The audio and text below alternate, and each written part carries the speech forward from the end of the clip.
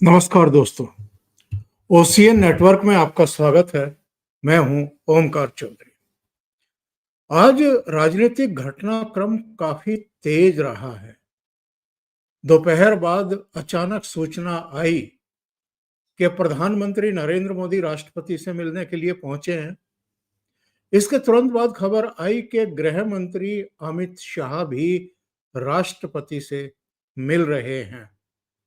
इसको लेकर के तमाम कयास शुरू हो चुके हैं।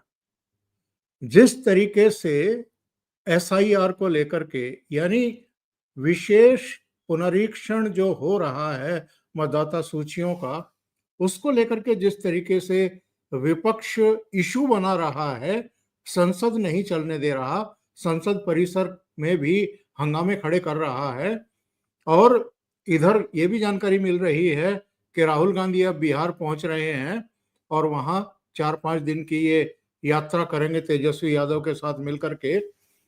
और तेजस्वी से याद आया कि तेजस्वी यादव भी गंभीर विवादों में आ गए हैं, क्योंकि उनके पास 2 मतदाता पहचान पत्र होने की जानकारी मिली है और चुनाव आयोग ने उनको नोटिस इशू कर दिया है।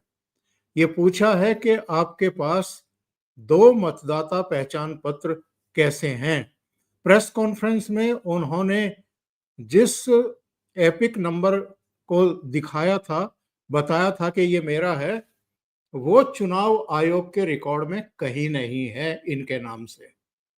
तो अब चुनाव आयोग ने इनको कहा है कि आप ये मतदाता पहचान पत्र हमारे पास जमा करिए, जवाब दीजिए कि आपके पास 2 पहचान पत्र क्यों हैं, कैसे हैं।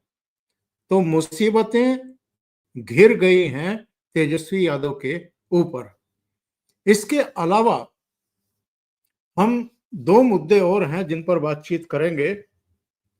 चूंकि उपराष्ट्रपति के चुनाव के लिए अब 7 तारीख से प्रक्रिया शुरू हो जाएगी और 9 सितंबर को, अगर मैं गलत नहीं हूं, तो मतदान होना है। यानी अगले महीने के फर्स्ट हाफ में देश को नया उपराष्ट्रपति मिल जाएगा। तो उसको लेकर के भी तैयारियां शुरू हो चुकी हैं दोनों ही पक्षों की। राष्ट्रपति से मुलाकात के मायने क्या हैं, जरा ये भी समझने की कोशिश करेंगे। और राहुल गांधी ने 5 अगस्त को डिनर बुलाया है विपक्षी दलों का। इसमें क्या रणनीति होगी पार्लियामेंट को लेकर के और पार्लियामेंट के बाहर को लेकर के, जरा उस पर भी एक पैमाइश करेंगे। क्यों बुलाई है? अभी तक तो खरगे के यहाँ मीटिंग होती रही, पहली बार राहुल गांधी ने मीटिंग बुलाई है। दूसरे, चंद्रचूड़ साहब ने, जो रिटायर्ड सीजेआई हैं, उन्होंने कहा है कार्यक्रम में कि ये सही समय है जब यूसीसी लागू कर दिया जाना चाहिए। और एक बयान पी चिदम्बरम का भी है साहब। उन्होंने लंबा ट्वीट किया है और ये कहा है कि ये जो तमिलनाडु में प्रवासी मजदूरों के वोटर कार्ड बन रहे हैं, मतदाता सूची में उनको शामिल किया जा रहा है, ये नहीं किया जाना चाहिए। ये जिन मूल राज्यों के हैं वहीं पर इनका वोट होना चाहिए। यानी वो अगर मद्रास में, चेन्नई में, दूसरे शहरों में मजदूरी करते हैं, वहीं परिवारों के साथ रहते हैं, तो उनका वोटर आईडी कार्ड उन राज्यों में क्यों नहीं बनना चाहिए। सिर्फ इतना होता है कि जो मूल राज्य है वहां से उनको अपना नाम कटवा देना चाहिए और जहां वो अब रह रहे हैं वहां का उनको मतदाता पहचान पत्र बनाना चाहिए। तो एक नया विवाद खड़ा करने की कोशिश चिदम्बरम साहब कर रहे हैं। मेरे साथ जुड़ रहे हैं वरिष्ठ पत्रकार वीरेंद्र नाथ भट्ट साहब, तो उनको जोड़ करके चर्चा को आगे बढ़ाते हैं। वीरेंद्र जी, बहुत स्वागत है आपका। नमस्कार। वीरेंद्र जी, सबसे पहले तो दिमाग में यही बात आती है कि अचानक प्रधानमंत्री और गृह मंत्री दोनों जाकर के राष्ट्रपति से मिल रहे हैं। ये प्रधानमंत्री की मुलाकात का चित्र है और ये गृह मंत्री अमित शाह का चित्र है। आमतौर पर एक ही दिन और कुछ ही समय के अंतर से प्रधानमंत्री और गृह मंत्री राष्ट्रपति से जाकर के मिले हों, मुझे याद आता नहीं है। आपको क्या लगता है, आपकी कोई सूचना? हमारी सूचना से ज्यादा हम लोग के संस्कार ज्यादा महत्वपूर्ण हैं। हम लोग पिछले 70 सालों से केवल जो है हमेशा अटकलबाजियों में, अफवाहों में और जिसको बोलते हैं गॉसिप में और सत्ता के गलियारे में क्या चल रहा है इसके बारे में आज जीवन भर अटकलबाजियों में मस्त रहे। नरेंद्र मोदी ने पत्रकारिता की इस धारा को बदल दिया है। आपको याद होगा इंडिया टुडे के एक कार्यक्रम में ये कहा था अरुण पुरी ने कि मोदी जी आपने हमारी दुकान ही बंद कर दी है।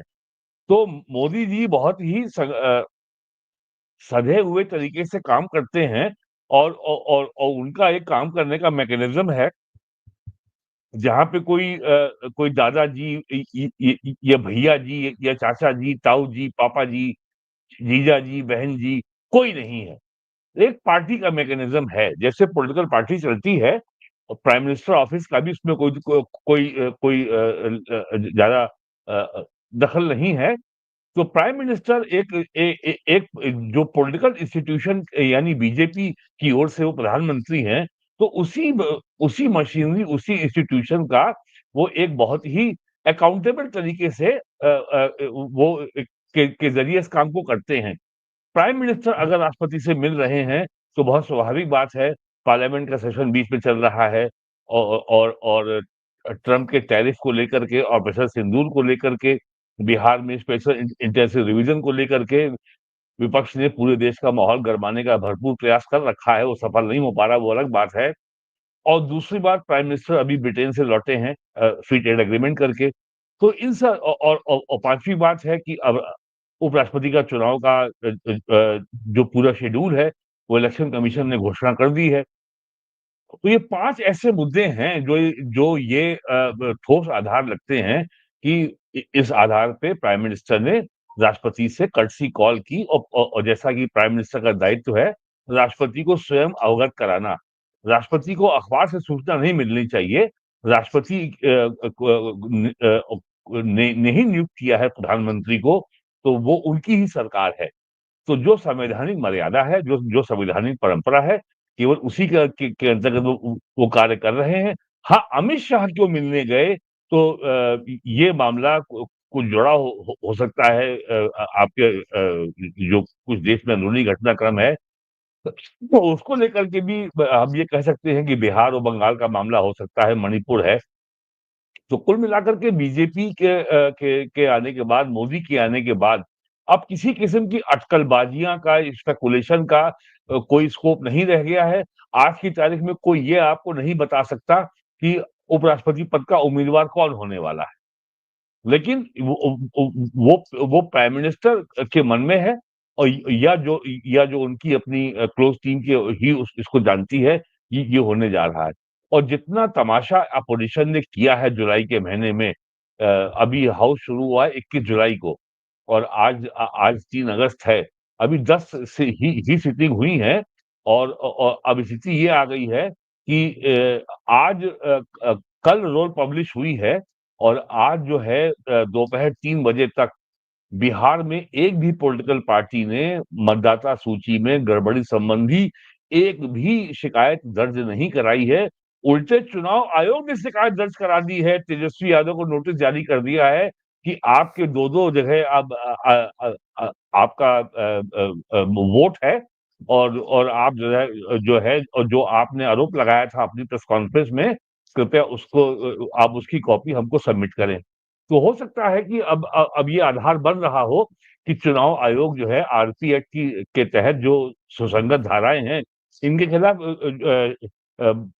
मुकदमे की भी कार्रवाई हो सकती है। तो ये जो तो और इससे ये दिखाई पड़ता है कि जो इंडिया अलायंस है, इन लोगों की अपनी जो संगठन की और कागज की, तर्कों की, तथ्यों की, डॉक्यूमेंट की जो तैयारी रहती है, ये कितनी अधकचरी होती है। ये खाली कैमरे के सामने दिन भर जो है अनाप-शनाप, उल-ढुल आरोप लगाते रहते हैं और जो छूट जाता है फिर उसको डाल देते हैं सोशल मीडिया पे और समझते हैं हमने लड़ाई अपनी लड़ ली, जीत ली। जबकि ये एक पारंपरिक और ये एक पारंपरिक विज़डम है कि हर व्यक्ति को हमेशा कागज़ से मजबूत रहना चाहिए, जिसको हम लोग कील काँटा भी कहते हैं। तो ये और तेजस्वी यादव के स्तर पर इस तरह की लापरवाही होगी, जो आदमी कल तक ये कह रहा था कि मेरा नाम वोटर लिस्ट में नहीं है, मालूम पड़ा उसका नाम 2-2 जगह है। तो ये आप सोच लीजिए कि इन जैसे लापरवाह, गैर ज़िम्मेदार लोग क्या लड़ेंगे देश की लड़ और इनका सपना है कि ये लड़ेंगे नरेंद्र मोदी से। ये इनकी तैयारी का स्तर है। तो कुल मिलाकर के जो आपने पहली बात उठाई कि प्राइम मिनिस्टर मिले हैं और गृह मंत्री मिले हैं, तो निश्चित तौर पर कोई बड़ा घटनाक्रम है, क्योंकि national security advisor Ajit Doval साहब और उसके बाद फॉरेन मिनिस्टर एस जयशंकर दोनों मॉस्को जा रहे हैं। और अजीत डोभाल साहब के बारे में तो ये खबर पक्की हो गई है कि वो SU-57 जो फाइटर जेट है, जो स्टेल्थ जेट है, उसके बारे में सौदा पक्का करने जा रहे हैं और लगभग 3 स्क्वाड्रन आएँगे और औ औ और ये इसलिए भी महत्वपूर्ण है कि 25 अगस्त को अमेरिका के कॉमर्स डिपार्टमेंट की टीम भारत आ रही है फ्री ट्रेड एग्रीमेंट पे वार्ता आगे बढ़ाने के लिए। तो उसके भारत आने के पहले अगर रूस से सौदा पक्का हो जाता है SU-57 का, तो ये ट्रम्प के लिए बहुत बड़ा तमाचा होगा, जो इंडिया के ऊपर दबाव डाल रहे थे कि साहब आप हमारा एफ F-35 खरीद लीजिए। उनका F-35 इंडिया ने पकड़ लिया था, 2 महीने खड़ा रहा केरल वो तिरुवनंतपुरम के एयरपोर्ट पर 5 लाख रुपए पार्किंग चार्ज लेके गया है और इंडिया ने कह दिया कि ये आपका कूड़ा है, ये हमें नहीं चाहिए। तो इस सबको देखते हुए ये महीना जो है आपका अगस्त का बहुत ही ज़्यादा घटना से बहुत ही फास्ट पेस मूवमेंट से भरा रहने वाला है। ये बात एकदम स्पष्ट दिख रही है। जी। देखिए, पार्लियामेंट का मानसून सत्र चल रहा है। शुरू के कई दिन इनके हंगामे की भेंट चढ़ा है। जो बिजनेस देश को बताया गया था, जो विधेयक लाए जाने हैं, उनकी जो जानकारी दी गई थी, क्या इसके अलावा भी कुछ ऐसा अप्रत्याशित आ सकता है?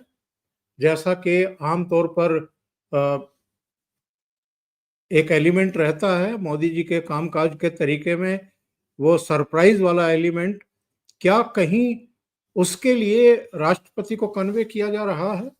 क्योंकि आज देखिए जब संडे है ऑप और कल सोमवार है, फिर से पार्लियामेंट खुलेगी, फिर से कार्यवाही शुरू होगी और उसके बाद फिर जैसे ये आपका स्वतंत्रता दिवस करीब आएगा, उसके बाद पार्लियामेंट 1 हफ्ते के लिए स्थगित हो जाएगी और फिर 3 दिन के लिए खुलेगी।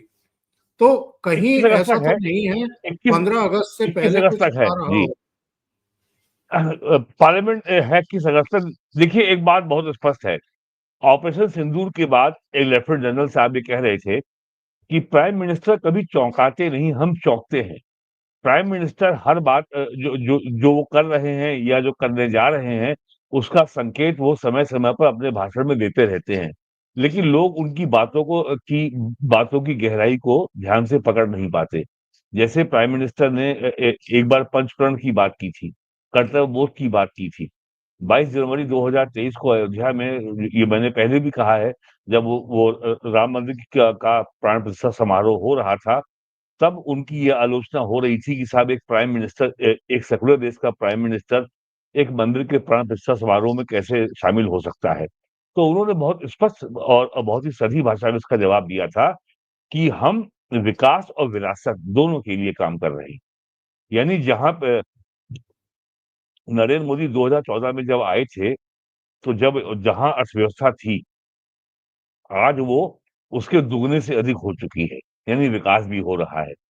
2014 में बॉम्बे स्टॉक एक्सचेंज का जो सेंसेक्स है, वो 14,000 पे था। आज 84, 85, 86,000 पे रहता है।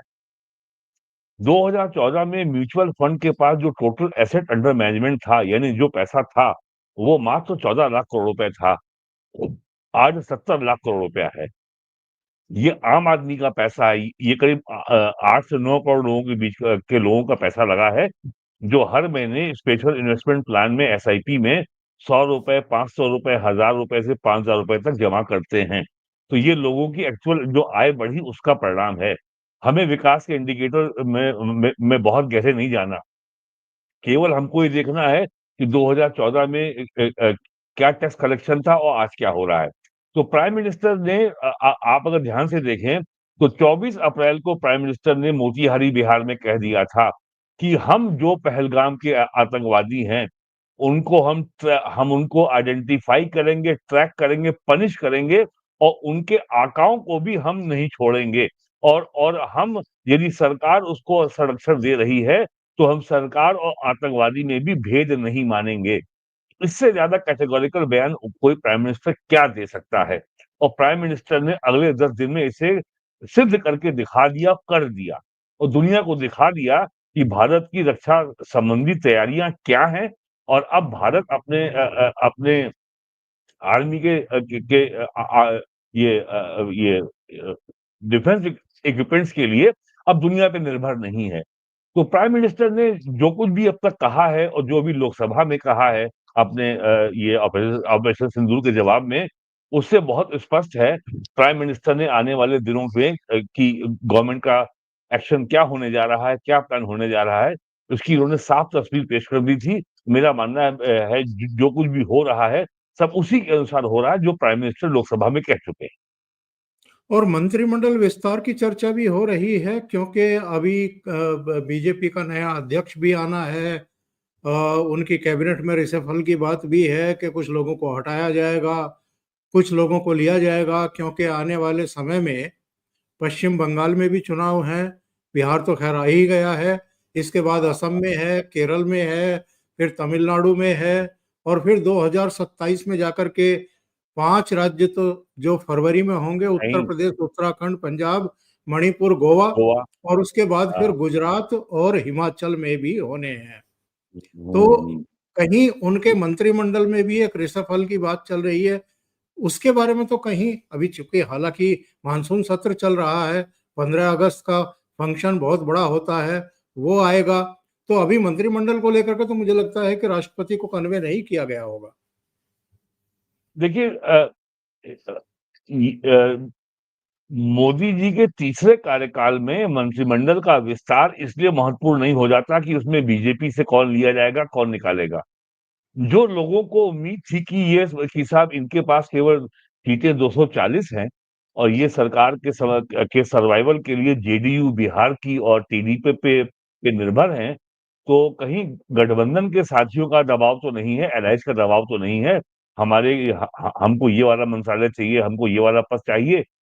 इस संदर्भ में मंत्रिमंडल में जो रिशफल है, वो ज़्यादा महत्वपूर्ण हो जाता है। बीजेपी से कौन आ रहा है, कौन जा रहा है, ये बहुत महत्वपूर्ण नहीं है। हाँ, ये बात हो सकती है कि यूपी में चुनाव है। अब बिहार के लिए चुनाव के लिए समय बहुत कम बचा है। अगले महीने चुनाव कार्यक्रम की घोषणा हो जाएगी, नवंबर में इलेक्शन हो जाएगा, सरकार बन जाएगी। यूपी में जो एक लगातार सरकार के ऊपर एक ये दबाव रहता है, जिस तरीके से जाति को मुद्दा बनाया है कांग्रेस ने और समाजवादी पार्टी ने, तो यूपी को देखते हुए हो सकता है कि कुछ अनुसूचित जाति और कुछ पिछड़े वर्ग के लोगों को केंद्र सरकार में जगह मिले। वो चाहे राज्यसभा के जरिए आए हों या लोकसभा के मेंबर हों या दोनों सदन के मेंबर ना हो, कोई भी हो सकता है। बस इतना महत्व तो हो सकता है। बाकी नरेंद्र मोदी का पहला कार्यकाल हो, दूसरा कार्यकाल हो और चाहे तीसरा कार्यकाल हो, जिस कन्विक्शन और जिस समर्पण और जिस प्रतिबद्धता के साथ पीएम काम करते हैं, तो क्या कभी आपको लगा 1 साल में कि कहीं बीजेपी का बहुमत नहीं है, तो प्राइम मिनिस्टर फैसला करने में हिचक रहे हैं? जबकि आपको याद होगा, जून 24 के बाद लगातार राहुल गांधी और खड़गे का बयान आ रहा था कि मोदी का आत्मबल टूट गया है, मोदी का आत्मविश्वास टूट गया है, मोदी का बहुमत नहीं है, सरकार कमजोर है, सरकार कभी भी गिर सकती है। अभी हाल में कहा देवेगौड़ा ने कि यदि हमारे 30 एमपी और आते, तो हमारी सरकार बन गई होती। तो नरेंद्र मोदी जो है सरकार बनाने वाली राजनीति नहीं करते हैं कि 10 यहाँ से लो, 5 वहां से लो, प्लीज से सरकार बनाओ। सरकार बनाने वाली राजनीति जो है अब नरेंद्र मोदी ने समाप्त कर दी है कि कि 76 पार्टियां होंगी और उसके बाद जो है उनमें आपस में चलेंगे जूते कि ये मंत्रालय मेरा, ये मंत्रालय मेरा। वो तो कल्चर अब पीएम मोदी ने समाप्त कर दिया है और मेरा तो ये विश्वास है कि आने वाले कम से कम 15 साल तक तो ये कल्चर लौटने वाला नहीं है और जितना समय नरेंद्र मोदी का बीत रहा है, उतना स्थायित्व की संस्कृति और जड़ मजबूत पकड़ रही है। और ये 2-2 एमपी, 4-4 एमपी, 5 एमपीओ की पार्टी की जो भारतीय राजनीति में जो भूमिका है, जो एक ज़माने में बड़ी महत्वपूर्ण हो गई थी, वो लगातार लगभग समाप्त हो रही है। बिल्कुल सही बात आपने कही है। चलिए अब दूसरे विषय पर चलते हैं जिसका जिक्र हल्के से आपने कर दिया था। चुनाव आयोग ने जो तेजस्वी यादव को ये लेटर जारी किया है, ये मसला क्या है, ये दर्शकों को जरा बता दें। ये जानकारी ये है कि तेजस्वी यादव के नाम पर एपिक नंबर RAB 045622 8 और RAB 2916 120 ये दो मौजूद हैं पहचान पत्र। इसमें पहला नंबर जो 2020 के नामांकन पत्र और 2015 की मतदाता सूची में दर्ज था, जबकि दूसरा नंबर अस्तित्वहीन पाया गया है। चुनाव आयोग को संदेह है कि ये दूसरा एपिक नंबर एक्चुअल में फर्जी हो सकता है। कौन सा? RAB 2916 120 इसको लेकर के विवाद है। इसके लिए नोटिस इशू किया गया है जो उन्होंने प्रेस कॉन्फ्रेंस में दिखाया था। तो गए थे हरिभजन को ओटन लगे कपास, ये हुँ। कुछ और कर रहे थे और बुरी तरह घिर गए हैं, तलवार लटक गई है इनके ऊपर। और देखिए अगर दोषी हुँ। पाए गए तो बुरे फंसेंगे। बिल्कुल बुरे फँसेंगे और ये भी हो सकता है कि इनका अगला जो चुनाव होने वाला है उसमें इलेक्शन लड़ने में ही कहीं कोई बाधा ना आ जाए। और सबसे बड़ी बात ये है कि जैसे मैंने कहा कि ये अपनी कोई तैयारी नहीं करते हैं। आप दूसरों के घर पे अगर अगर पत्थर डाल रहे हैं, तो कम से कम ये तो पता कर लेते हैं कि आप भी काँच के घर में रहते हैं। तो आपने और तेजस्वी यादव ने राहुल गांधी के बाद सबसे ज़्यादा गंभीर आरोप लगाए हैं चुनाव आयोग के ऊपर। और इतनी गैर ज़िम्मेदार बातें कही हैं, जो आदमी डिप्टी चीफ मिनिस्टर रह चुका हो, जो आदमी बिहार विधानसभा का नेता विपक्ष हो, उसने बिना किसी तर्क और तथ्य प्रमाण के अनाप-शनाप कितना बोला है, ये जुलाई के महीने में आपने देखा है। तो ये जो है ये बहुत गंभीर घटना है और तेजस्वी यादव मुझे लगता है इस मामले में फँस जाएँगे और निश्चित तौर पर अब ये विवाद जो है ये आगे चलेगा और आप देखिएगा तेजस्वी यादव कानूनी लड़ाई बाद में लड़ेंगे, ये पहले विक्टिम कार्ड खेलेंगे। वो कहेंगे कि साहब ये बदले कार्रवाई चुनाव आयोग कर रहा है हमारे खिलाफ और चूंकि हम बैकवर्ड है इसलिए हमको फंसाया जा रहा है और हमको इलेक्शन लड़ने से ही वंचित किए जाने की साजिश रची जा रही है। ये सारी बातें आपको अगर आज नहीं आई हैं तो कल तक आ जाएंगी, ये आप देख लीजिएगा। ये यही करने वाले हैं क्योंकि क्षेत्रीय पार्टियों का सबसे बड़ा जो अस्त्र होता है वो होता है विक्टिम कार्ड। कि हम तो इस जाति के हैं इसलिए हमारे संग ऐसा हो रहा है। लेकिन आप इस जाति के हैं और 1 लाख करोड़ की संपत्ति के मालिक कैसे बन गए, ये आप नहीं बताएँगे। पूरे देश दुनिया में देश के बाहर आपकी अथाह संपत्ति है, दिल्ली में है, पटना में है और बेशुमार संपत्ति ईडी, सीबीआई आपकी जब्त कर चुकी है।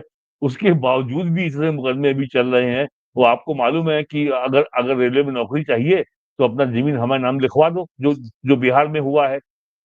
और उसमें तो मुझे लगता है कि लालू यादव उसमें फिर जेल जा सकते हैं और आपको पता ही है कि उनको उस मामले में हाई कोर्ट से राहत नहीं मिली है।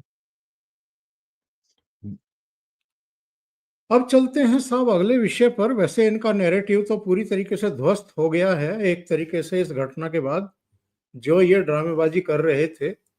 क्योंकि जब खुद के ही दो पहचान पत्र हैं और जो कि गैर कानूनी है और ऐसे 20 लाख से ज्यादा लोगों के 7.5 लाख से ज्यादा लोगों के जहां दो पहचान पत्र हैं या दो जगह नाम सूची में था, उनको हटाया गया है। और अगर तेजस्वी फंसते हैं इस मामले में तो बहुत बड़ी मुसीबत उनके सिर पर आने वाली है। हो सकता है चुनाव लड़ने के अयोग्य भी घोषित कर हुँ, दिया जाए हुँ। या दूसरी कार्रवाई हो, एफआईआर वगैरह हो और गिरफ्तारी की नौबत भी आ जाए। नहीं, अगला विषय इसके लिए है हमारा। इसके लिए आरपी एक्ट में प्रोविज़न है, ऑलरेडी है। जी हाँ, चंद्रचूड़ साहब ने आज शशि थरूर की एक किताब का विमोचन किया और वहां उन्होंने दो महत्वपूर्ण बातें कही हैं। एक तो उन्होंने कहा है कि यूसीसी लागू होना चाहिए, सभी जातियों, समुदायों, वर्गों को विश्वास में लिया जाए इसके लिए, और संविधान ने देश को स्थिरता देने का काम किया है। नंबर दो, उन्होंने अपनी उस बात को दोहराया है जो उन्होंने 11 जुलाई को कहा था। उन्होंने कहा था कि लोकसभा और विधानसभाओं के चुनाव एक साथ कराना संविधान के मूल ढांचे का उल्लंघन नहीं है। यानी एक तो यूसीसी लागू करने की बात उन्होंने कही है कि इसको लागू कर दिया जाना चाहिए। दूसरे उनका कहना है कि अगर विधानसभा सभी विधान मंडलों का, सभी राज्यों का और केंद्र के चुनाव का एक साथ आयोजन कराया जाए, मतदान कराया जाए, तो ये संविधान के विरुद्ध बिल्कुल नहीं है। देखिए, दोनों बातें जो आपने कही हैं, ये दोनों बातें ये पॉलिटिकल, जुडिशियल, सोशल रिफॉर्म से जुड़ी हैं। लेकिन अच्छा होता कि अगर चंद्रचूड़ साहब कुछ जो है जुडिशियल रिफॉर्म के बारे में भी बोल देते, और कुछ अगर बोल देते कि ये जो कॉलेजियम सिस्टम है, जिसका संविधान में कोई प्राविधान नहीं है, और पूरी व्यवस्था बड़ी गोपनीय है, अपारदर्शी है, ओपेक है, जरा भी ट्रांसपेरेंसी नहीं है, और जज लोग तय कर लेते हैं कि कौन हाई कोर्ट का जज बनेगा और कौन सुप्रीम कोर्ट का जज बनेगा, और जज लोग ये तय कर लेते हैं कि किस जज का कहाँ ट्रांसफर होगा। इस पे वो कभी नहीं बोलते। बहरहाल आते हैं इसके ऊपर, यूनिफॉर्म सिविल कोड के ऊपर। पिछले 30 सालों में सुप्रीम कोर्ट कई बार भारत सरकार को ये निर्देश दे चुकी है कि भारत के संविधान में जो नीति निर्देशक तत्व हैं, जो डायरेक्टिव प्रिंसिपल हैं, उसमें यूनिफॉर्म सिविल कोड को लागू करने की बात बहुत स्पष्ट तौर पे कही गई है। नीति निर्देशक तत्व जैसा नाम से स्पष्ट है, वो कानून नहीं है, वो सरकार के लिए गाइडिंग प्रिंसिपल है, और सरकार से ये अपेक्षा की जाती है कि इन तत्वों को सरकार समय-समय पर लागू करेगी। तो सुप्रीम कोर्ट का डायरेक्शन मौजूद है सरकार के सामने, और सरकार इसके ऊपर जो है इसका ड्राफ्ट भी बन चुका है। लेकिन तमाम कारणों से कुछ जो है कुछ जनजातियां हैं, झारखंड में हैं, और कुछ कुछ छत्तीसगढ़ में हैं, कुछ नॉर्थ ईस्ट में हैं, उनके पर्सनल लॉ से कहीं कोई टकराव हो रहा है। इस नाते जो है ये मामला अभी थोड़ा रुका हुआ था। अदरवाइज अभी इसको लेकर के मुसलमानों के अलावा किसी से भी इसका कोई विरोध नहीं है। और एक रिफॉर्म तो बहुत बड़ा इस्लामिक लॉ में हो ही चुका है, जो ट्रिपल तलाक को जो है अब जो है अपराध घोषित किया जा चुका है। It has been criminalised by law, आपको मालूम ही, कानून बन चुका है ये। तो ये महत्वपूर्ण मामला है।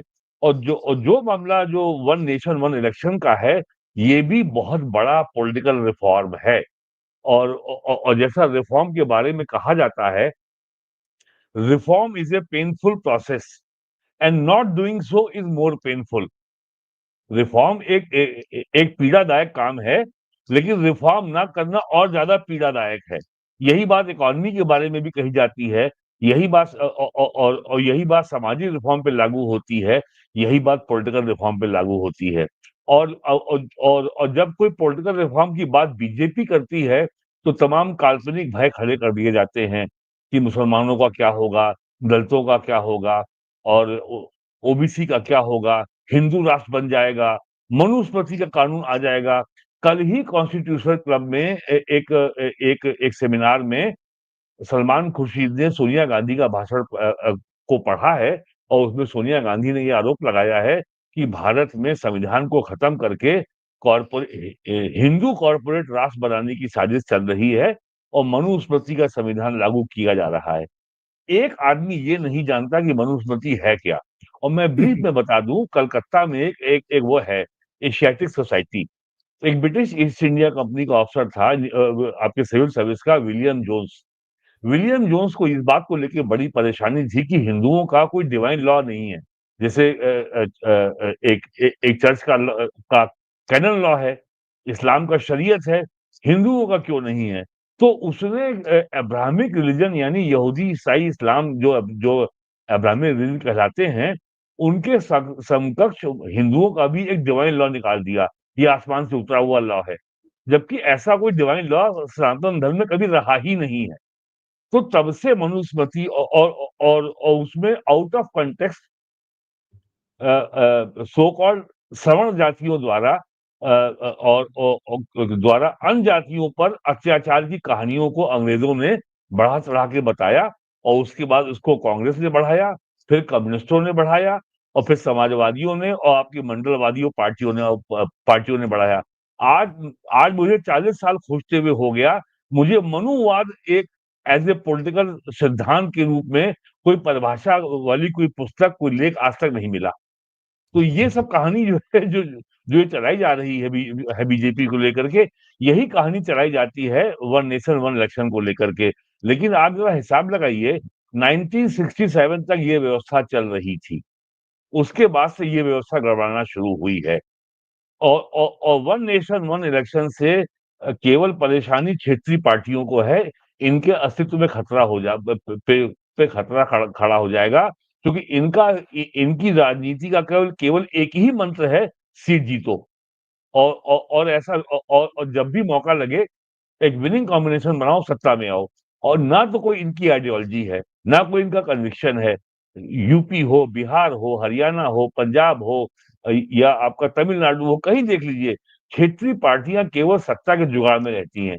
तो सत्ता के जुगाड़ में रहने वाली पार्टियों को इससे परेशानी है। आप देखिएगा, बाय एंड लार्ज कांग्रेस इतना मुखर विरोध वन नेशन वन इलेक्शन का नहीं करेगी। अब चलिए अगले विषय पर बढ़ जाते हैं। चिदम्बरम साहब का एक ट्वीट आया है, दिखा देते हैं दर्शकों को, जी, जी, और जी। उसका जरा मतलब भी समझा देते हैं। ये इनका ट्वीट है, पी चिदम्बरम का। मैं इसका हिंदी में अर्थ बता देता हूं। इन्होंने लिखा है, एसआईआर की प्रक्रिया और भी ज्यादा दिलचस्प होती जा रही है। बिहार में जहां 65 लाख मतदाताओं के को मताधिकार से वंचित होने का खतरा मंडरा रहा है। अब देखिए कितनी भ्रामक लैंग्वेज का यूज कर रहे हैं ये कह रहे हैं बिहार में जहां 65 लाख मतदाताओं के मताधिकार से वंचित होने का खतरा मंडरा रहा है, वहीं तमिलनाडु में 6.5 लाख लोगों को मतदाता के रूप में जोड़ने की खबरें चिंताजनक और स्पष्ट रूप से अवैध हैं। उन्हें अस्थायी रूप से प्रवासी कहना प्रवासी मजदूरों का अपमान है और तमिलनाडु के मतदाताओं के अपनी पसंद की सरकार चुनने के अधिकार में घोर हस्तक्षेप है। प्रवासी मजदूरों को राज्य विधानसभा चुनाव में मतदान करने के लिए बिहार या अपने गृह राज्य क्यों नहीं लौटना चाहिए, जैसा कि वो आमतौर पर करते हैं। क्या प्रवासी मजदूर छठ पूजा के लिए बिहार नहीं लौटते? मतदाता के रूप में नामांकित होने के लिए व्यक्ति के पास एक अस्थायी और अस्थायी कानूनी घर होना चाहिए। प्रवासी मजदूर का बिहार या किसी अन्य राज्य में ऐसा घर है, यह तमिलनाडु में मतदाता के रूप में कैसे नामांकित हो सकता है? यदि प्रवासी मजदूर के परिवार का बिहार में अस्थायी निवास है और वो बिहार में ही रहता है, तो उसे तमिलनाडु में अस्थायी रूप से प्रवासित कैसे माना जा सकता है? चुनाव आयोग अपनी शक्तियों का दुरुपयोग कर रहा है और राज्यों के चुनावी चरित्र और पैटर्न को बदलने की कोशिश कर रहा है। शक्तियों के इस दुरुपयोग का राजनीतिक और कानूनी रूप से विरोध किया जाना चाहिए। यानी चिदम्बरम साहब एक और बखेड़ा खड़ा करना चाहते हैं। नहीं, यही बात डीएमके भी कह रही है, और यही बात जो तमिलनाडु की जो जो क्षेत्रीय पार्टियां ये कह रही हैं। लेकिन तमिलनाडु का संकट ये है कि तमिलनाडु इस देश का प्रमुख मैन्युफैक्चरिंग स्टेट है, और तमिलनाडु में जबरदस्त जो है लेबर की किल्लत है, शॉर्टेज है। और जो जो उनका सबसे बड़ा टेक्सटाइल टाउन है त्रिपुर, वहां पे तो कई हजार इकाइयां केवल इसलिए बंद हो गई, उनके पास लेबर नहीं। और वहां लेबर कंपोनेंट सबसे बड़ा यूपी का था और बिहार का था। यूपी से 60,000 लेबर वापस ही नहीं गया।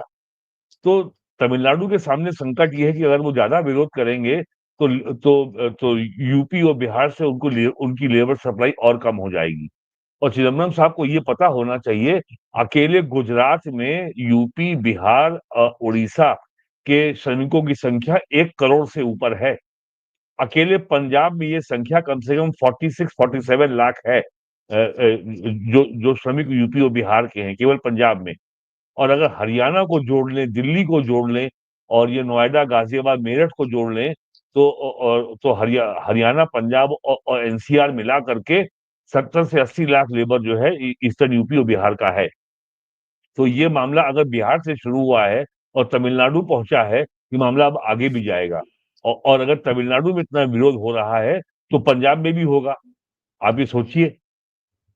तो ये बहुत लॉन्ग टर्म गेम है सरकार का और चुनाव आयोग का। और आरपी एक्ट में ये प्रोविजन है कि कोई व्यक्ति किसी स्थान पर अगर 6 माह से रह रहा है तो वो उस स्थान पे अपना नाम मतदाता सूची में जोड़े जाने के लिए आवेदन कर सकता है। तो इसलिए कानूनी पी चिदम्बरम जो हैं, इन्होंने लंबा चौड़ा ट्वीट तो किया, लेकिन उन्होंने ये नहीं बताया कि क्या ये आरपी एक्ट का उल्लंघन है?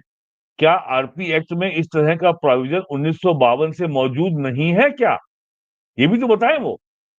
जबकि ऐसा प्रोविजन है।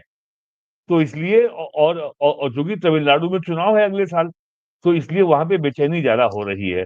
और डीएमके सरकार के खिलाफ जो एंटी इनकम्बेंसी है, जो सत्ता विरोधी रुझान है, वो बड़ा स्ट्रांग है। और बीजेपी एआईडीएमके अलायंस जो है वो वहां पर अब सबसे बड़ी चुनौती बन के उभर रहा है डीएमके के लिए। इस कारण उनको लगता है कि ये हिंदी भाषी राज्य क्षेत्र के लेबर हैं, ये कहीं बीजेपी को वोट ना दे दें। मामला केवल ये है, मामला कानून नहीं है। 6 लाख लोगों से तमिलनाडु की संस्कृति नहीं बदल जाएगी। और फिर वो हिंदू ही तो हैं, क्या फर्क बिल्कुल। पड़। तो